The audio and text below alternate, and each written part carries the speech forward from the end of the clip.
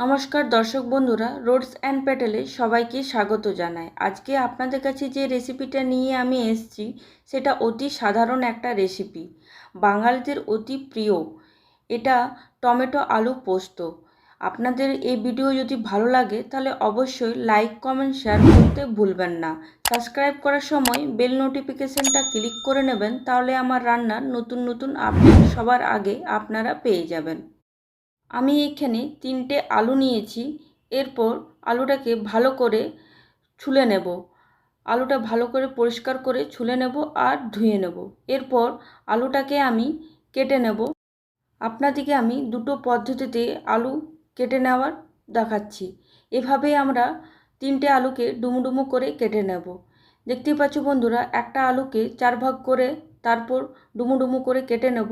আর একটা আলুকে গোল গোল করে তারপর ডুমো ডুমো করে আমি কেটে নিচ্ছি। আমার আলুটা পুরো কাটা হয়ে গেছে, তোমরা সকলেই দেখতেই পাচ্ছ। এই আলুগুলোকে একটা পাত্রে ঢেলে নেব ভালো করে। এরপর পরিষ্কার জল দিয়ে 2-3 বার আলুটাকে ভালো করে আমাদেরকে ধুয়ে নিতে হবে।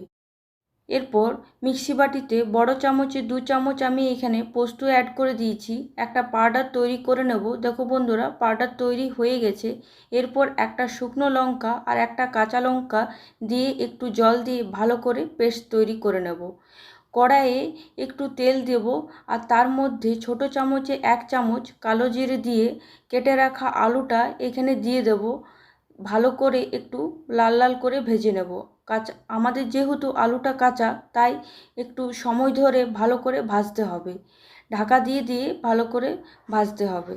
এরপর এরপর এখানে আমি টমেটোকে ডুমো ডুমো করে কেটে রেখেছি। এই আর টমেটোটা অ্যাড করে ভালো করে নাড়াচাড়া করব।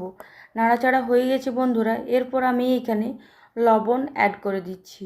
লবণ অ্যাড করে দেওয়ার পর আবার একটু নাড়াচাড়া করব। নাড়াচাড়া করা হয়ে যাওয়ার পর আমরা আবার 3 মিনিটের জন্য ঢাকা দিয়ে রেখে দেব। 3 মিনিট হয়ে গেছে বন্ধুরা, ঢাকা খুলে নিলাম। ঢাকা খুলে আবার একটু নাড়াচাড়া করে নিচ্ছি। আমার নাড়াচাড়া হয়ে গেছে। ছোটো বাটির 1 বাটি জল অ্যাড করে দেবো।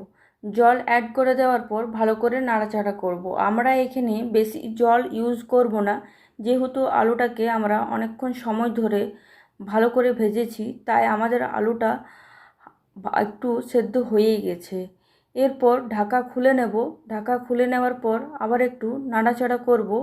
নাড়াচাড়া হয়ে যাওয়ার পর যে পোস্তটা আমরা বেটে রেখেছিলাম সে পোস্তটা এখানে অ্যাড করে দেব। এখানে গ্যাসের আঁচটা লো রেখে নাড়াচাড়া করে নেব। নাড়াচাড়া করে নেওয়ার পর গ্যাসটা বন্ধ করে একটা পাত্রে তুলে নেব। তাহলেই আমাদের কমপ্লিট টমেটো আলু পোস্ত।